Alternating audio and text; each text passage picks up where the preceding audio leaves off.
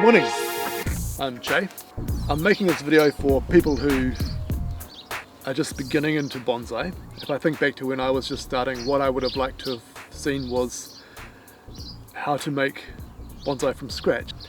I'll quickly show you a few of these rocks here.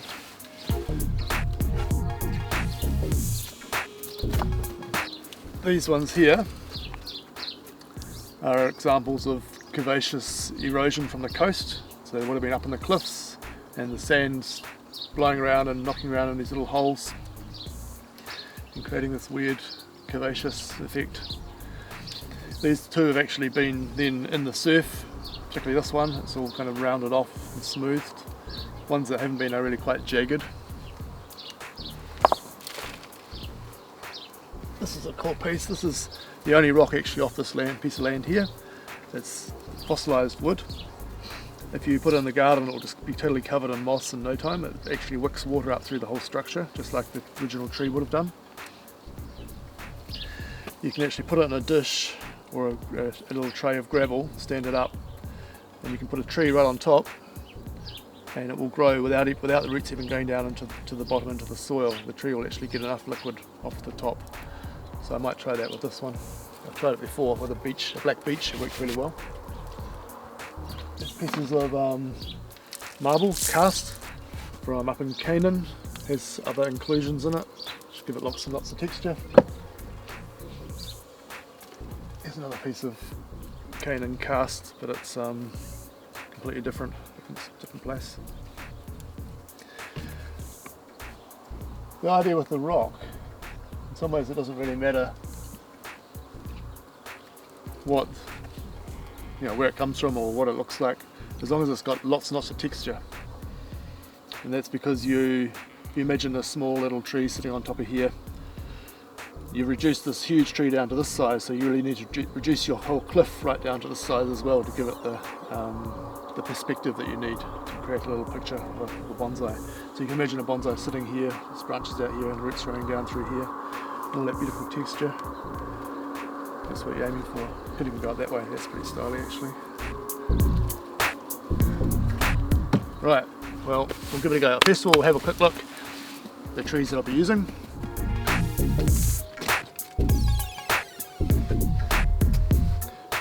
So these are the trees I'll be using. 2-year-old tridents. Some of them are in big long pots, and I've given them quite a lot of movement.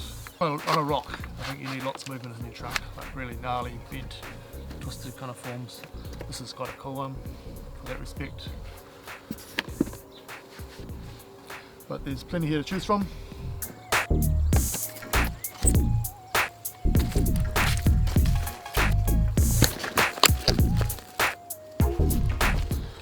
So this is a 2-year-old tree, grown in a long pot, roots are good and long. So what I need to find out is how many roots there are coming from the trunk, what sort of spread they have. You can see it's been chopped here, then chopped here, then chopped here, and next to be chopped here. So you grow it, chop it back, take the leaves off it, it grows again.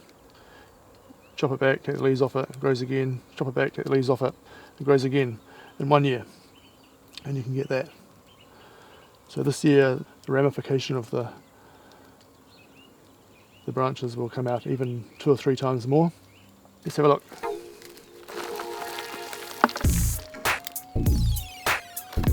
Just have to untangle them all. It's quite a process of untangling. I will just go and dip that in the water.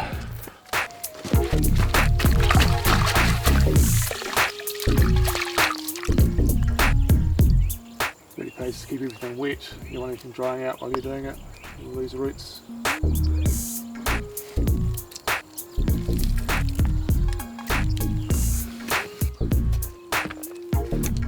Okay, so you can see the main root. There's a big U-turn and then again. Just give it some interesting sort of character, I guess. Perch that on a rock somewhere could look pretty cool. Just trying to get into the bottom so I can figure out where the cavity is where I can fit a rock in, I can fit a rock in. These roots are pretty tough. They're actually quite brittle, so you've got to be careful not to break them. But you can really comb them out. Just these long sprongy things. It's broken off. So then I have to find a rock that will fit that sort of root shape pattern.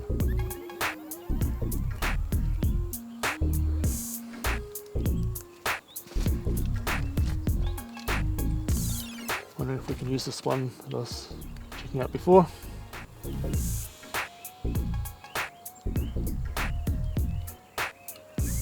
Lay that nice angle there over the edge. Maybe we can gain that little wee one there as well. Something like that. That'd be pretty cool. So sit like this. These roots can come down the side. This one can, oh beautiful. It's almost perfect. You can bend around the back, drop in here, and even cut right round and come around the other side. That's pretty nice, like that. Okay. Now we have to tie it on. So I'll just grab this piece of wire. This is just wire I got from a scrap metal dealer. They often have big cables of wire like this, which you can go and buy by the kilo. You just chuck it in your fire to anneal it, which means making it nice and soft, bendable. I've often got aluminium as well.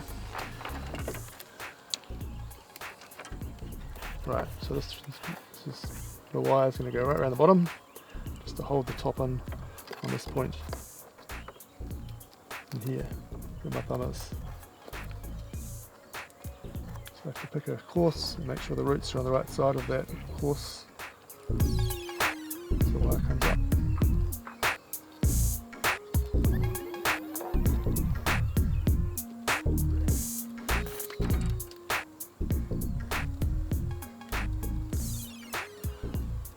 If possible, I put all my ties, all my joins, twists, what do you want to call them, in the top, so that if I need to undo them, because it's getting too tight and killing, squishing roots, because I don't want them to squish roots because that looks a bit ugly. If they're doing that, I can just untie it from the top. I don't have to dig the whole rock out of the ground to find where the tie is. That's something I learnt the hard way. Then I'm going to arrange the roots down into these natural grooves. This one comes around under here. I'm just going to dip that in the water again because I don't want it to get too dry, and I'll wet the rock as well. And we'll wrap it up. Okay. I'm using the same piece of wire I tied it through underneath, right around the top, attached on top, so it's now held in place.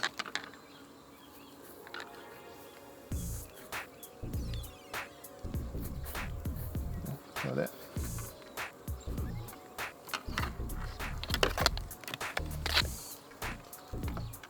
If you've got another person to help you, it makes things a lot easier, holding stuff and tying it all in. Get to the top. Let's go around again.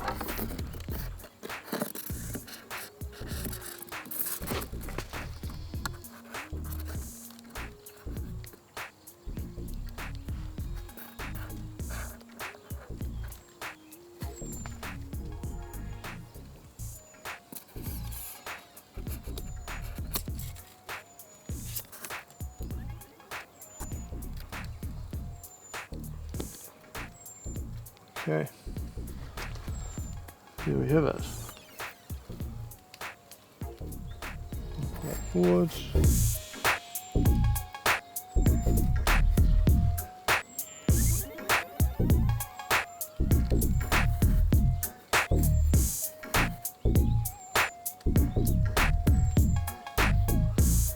Pull the roots back in place.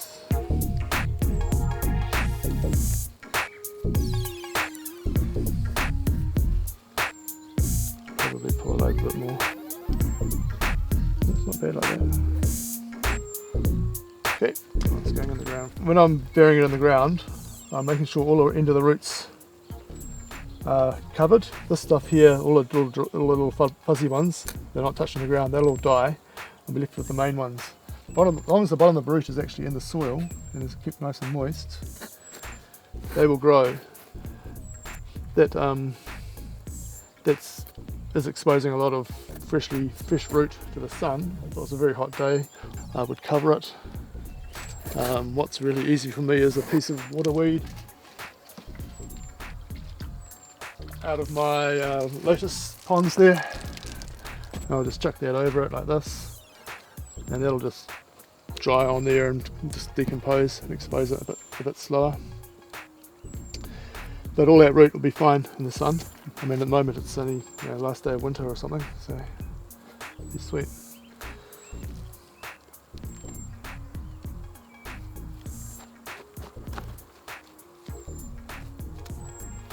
These trees are just moving, they're new buds. This one's actually a bit more advanced. I think it's still okay. It might knock them a little bit. Ideally you'd want them properly dormant. So some trees, you don't need to even tie them on. If they lock in well, like this one's locking in pretty well.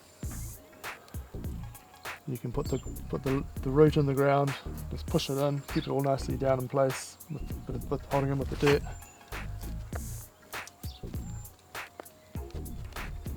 And then the roots are all where they're meant to be. And it's not going to go anywhere.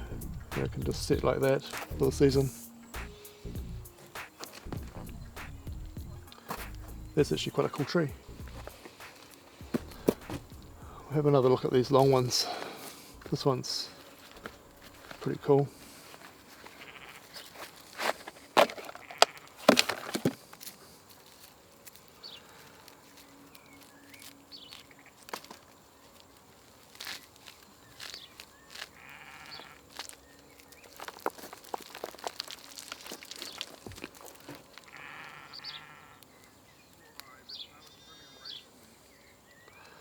So again, what's the space on the inside of the roots? How does it spread? There you go, like that.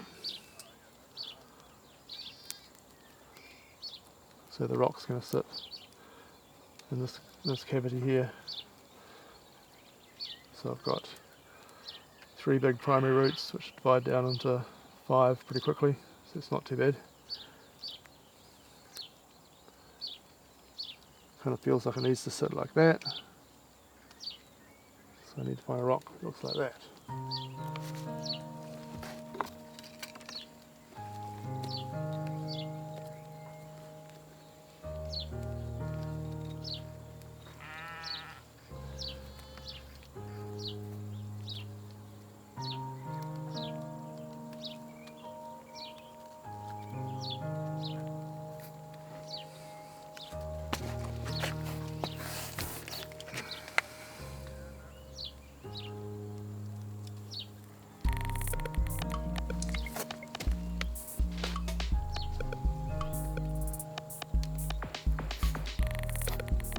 That's not too bad.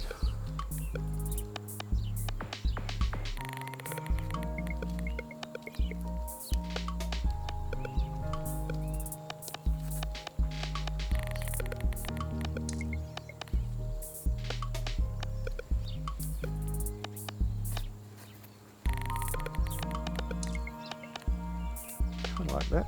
Not sure why, but it kind of works for me.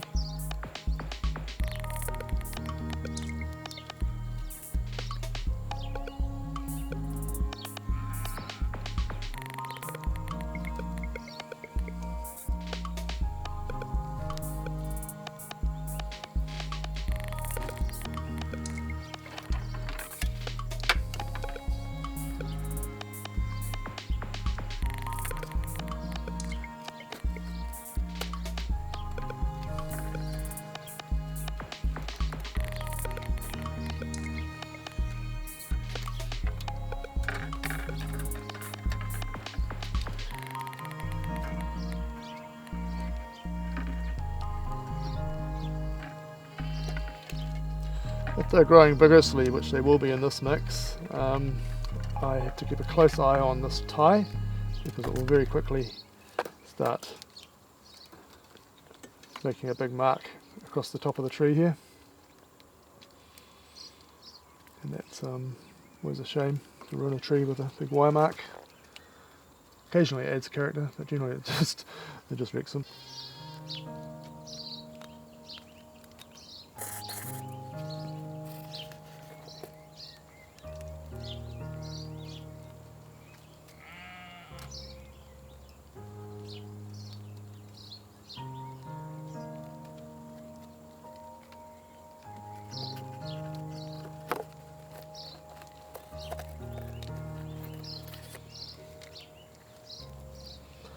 Taking that root right down the ridge of the rock. I'd like to move that one over more, but okay. Don't really want roots crossing over if you can help it. So again, making sure the roots are all well down in the soil.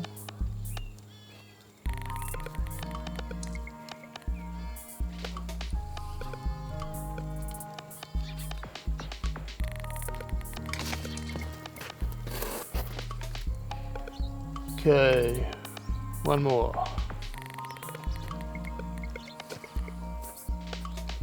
I do like this tree.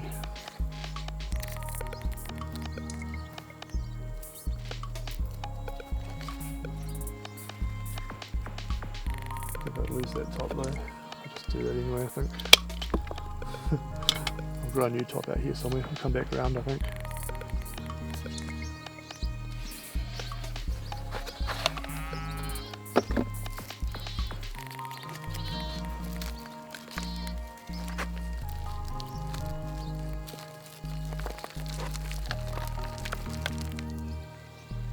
Jeez, that's pretty ugly.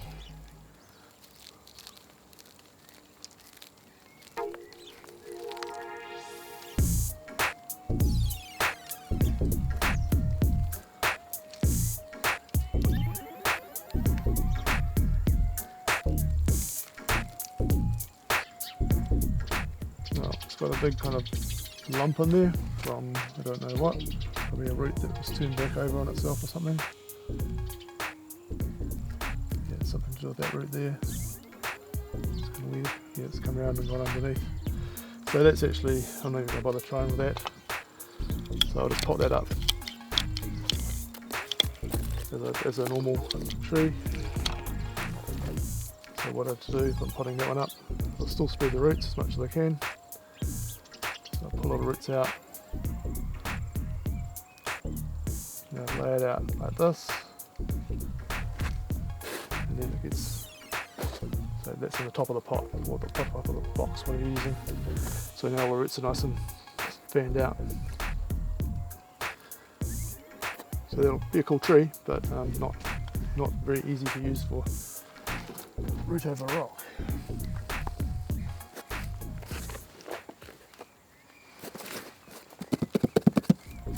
See, I've still got a few to choose from.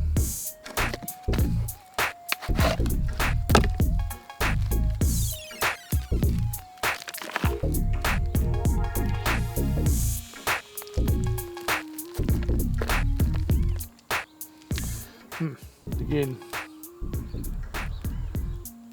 not much joy there. We've got one massive root. Unless it was a really spectacular shape, which would look really cool running down the top of a rock. Just one good. I would just cut that root off and regrow it. Cut the root right back here. And do the same thing.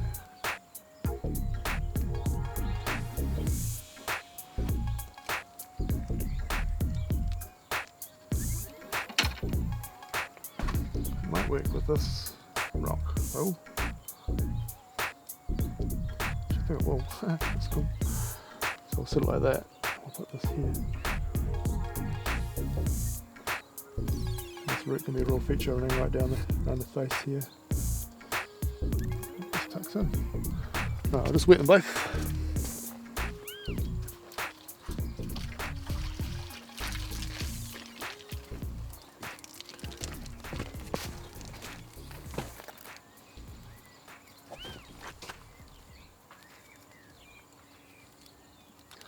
So I've got 3 reasonable roots at the top here, one little one at the back which I'll probably get rid of, and then a whole mess of stuff down here.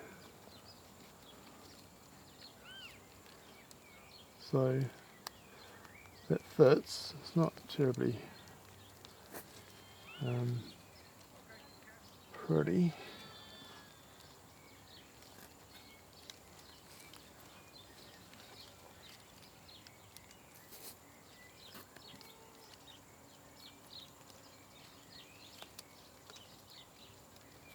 Oh well, the roots are probably the most important thing. If I can get a nice set of roots on this one, the top can be made nice.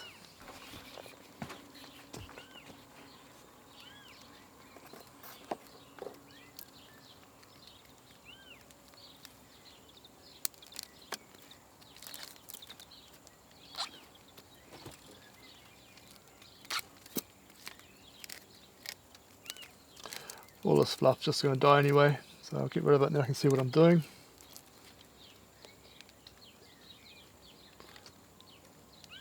So if I didn't have these roots here, it would be a whole different story. I might even be able to get this one through the other side, which would be quite cool because that sort of ties it to the rock better. Just show you what I'm doing here. So it's coming through the other side. I'll drop that one down here. And there, nice. Okay. Make sure it doesn't get broken.